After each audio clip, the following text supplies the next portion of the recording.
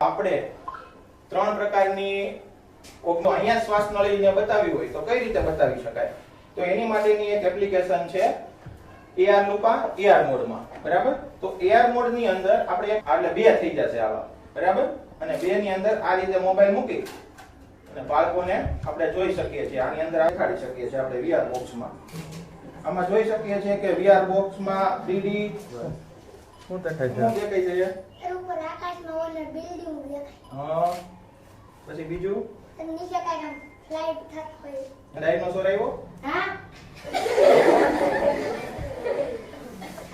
Virtual reality. આવી reality સાચી છે નહીં, પણ આમાં જોવો તો તમને ખબર પડી જાય તમે અહીંયા જંગલમાં ચાલ્યા જાવ છો. હોય તો બોલો ક્રિશાબેન કેટલા આવશે? કેટલા આવશે?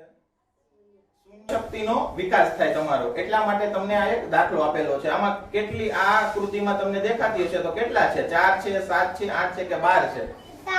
7 છે. પછી હું 7 આપું છું, બરાબર? જવાબ આ છોકરાએ કીધું 7 છે, ખોટો જવાબ છે. પોતાનું બ્લડ પ્રેશર, આ બ્લડ પ્રેશર નું એક અહીંયા સેન્સર મૂકેલું છે. આ બ્લડ પ્રેશર માપશે, આ એનું ટેમ્પરેચર માપી લેશે અને આ અંદરનું બીજું સેન્સર છે એની હાર્ટબીટ માપી લેશે. આ બે કામ પછી 3 સેકન્ડ 4-5 સેકન્ડ રાખજો, બરાબર?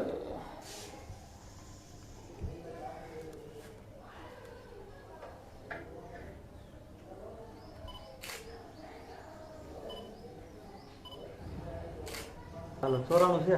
હા હા બોજી હા જોયું. Hello okay. હવે રેડી જો 95. પછી આપણે લાલ અને લીલું એટલે કે સાચો ડેટા કયો છે અને ખોટો ડેટા કયો છે વ્યુઅલ ને.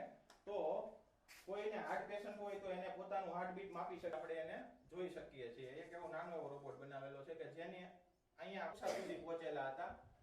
વલસાડ મુકામે આપણે ગુજરાત સરકાર દ્વારા એ અહીંયા નાનું એવું પ્રેઝન્ટેશન મૂકેલું છે સ્માર્ટ હોસ્પિટલ ની અંદર. જીવન શિક્ષણ માસિક ઓલું હા દર આખી ગુજરાતની બધી જેટલી શાળાઓ છે.